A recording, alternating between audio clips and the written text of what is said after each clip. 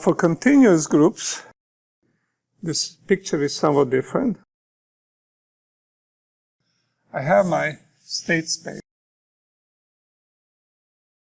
Within it, I can change coordinates in such a way that I can find some subspace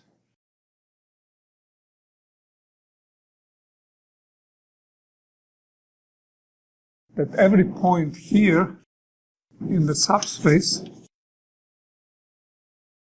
it's a group orbit that goes someplace in a big space,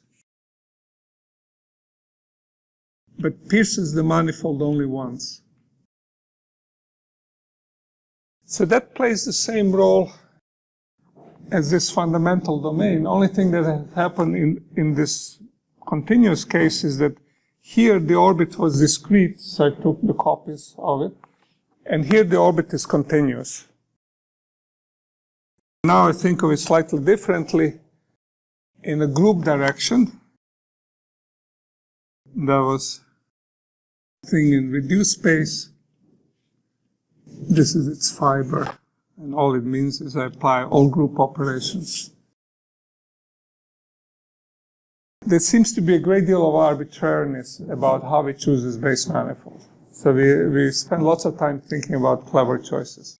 Naively, you think that this is like polar coordinate, and this is the angular coordinate if you made the coordinate transformations, but those ideas don't seem to transfer very simply. It will not be Kronecker delta. It has to be a Dirac delta. That if I take an operation, so again I have to do, and then I have to bring the final point,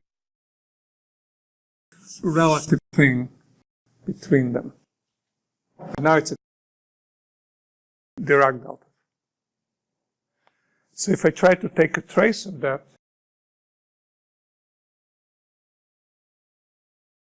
trajectory which went from here and ended up there,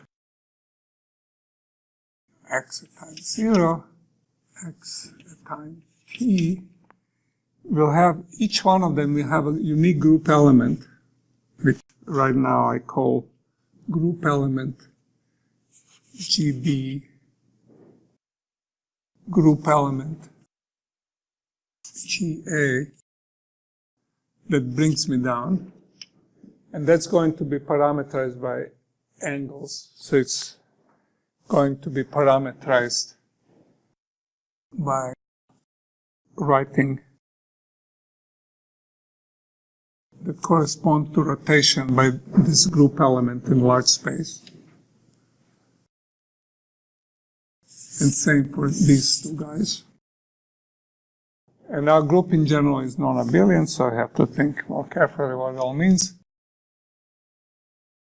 Saying that the phases of this rotation and that rotation, this direction organized by the tangent space, one being initial and one being final, that there is a unique result. So again, I have, for any two operations, I have only one result, but now it has to be, because these are continuous numbers, it has to be rewritten in terms of these deltas.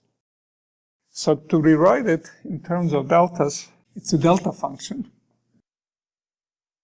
You can change your coordinates, and you can write it in terms of,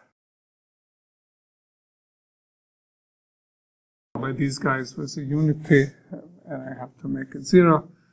So this shows up as a minus sign,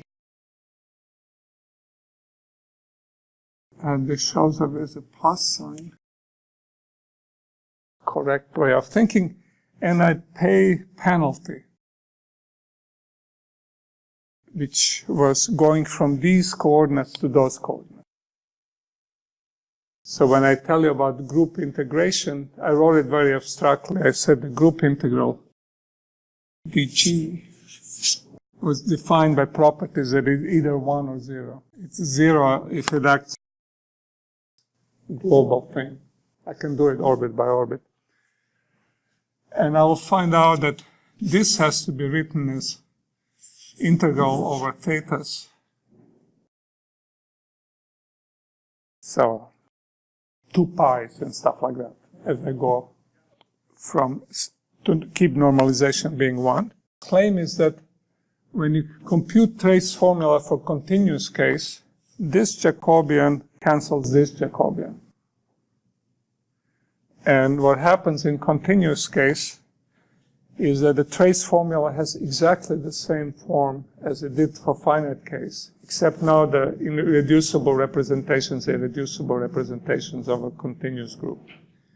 So for example, when you had 3 discrete Fourier modes for C3 by an integer, and you will know what they are, SO 2,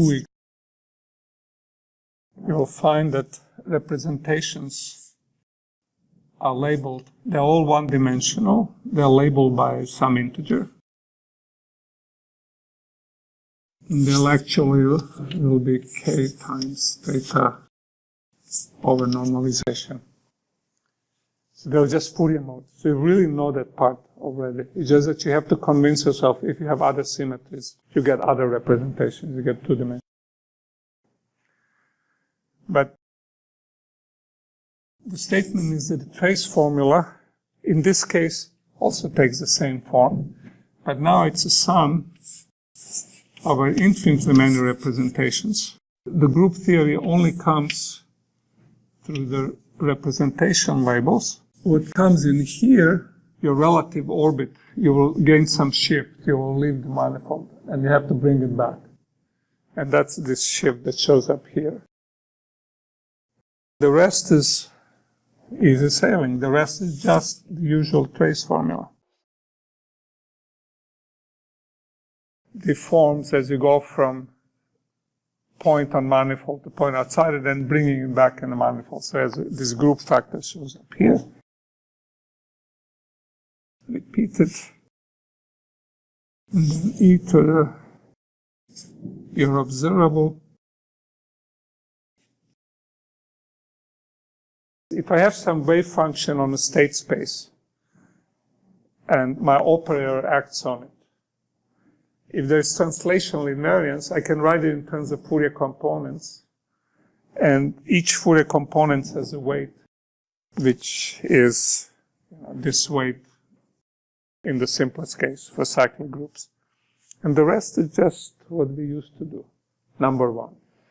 Number 2, ones, because 1 is antisymmetric on unit interval. 2 picks out the structure in your measure, which wiggles 3 times. There'll be natural organization, and when you compute eigenvalues that have to do with these eigenfunctions, they will grow in such a way that the Wigler functions will decay fast. Intuition is that if you have a very kinky distribution, chaos smears it out. A natural measure is the most smeared out thing.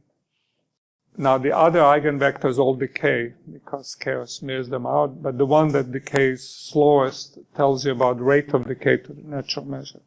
So you care about, even though formula gives you all averages on all eigenspaces. In practice, the most important is the ground one, x0, where this chi is just 1.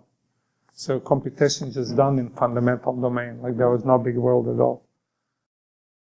Then the next one will have some oscillation in it. It's very much like this. What complicates it for us is that we don't have a good choice of a manifold. When we look at a trace, we only need local neighborhoods of relative periodic orbits. It's not a real problem. And you have to convince yourself that these Jacobians disappear from calculation, and the result depends only on group theory. Now it's amazing because the relative periodic orbits that are contributing are really, we think of them as periodic, but they're actually tori. Relative periodic orbit is something that in time goes this way, but then it spirals ergodically around some torus in a group direction. So this is group, and this is time. That's invariant. If you're on this torus, you stay on. It's only constant in the sense that after one time period it's the same phase. Every time, yeah.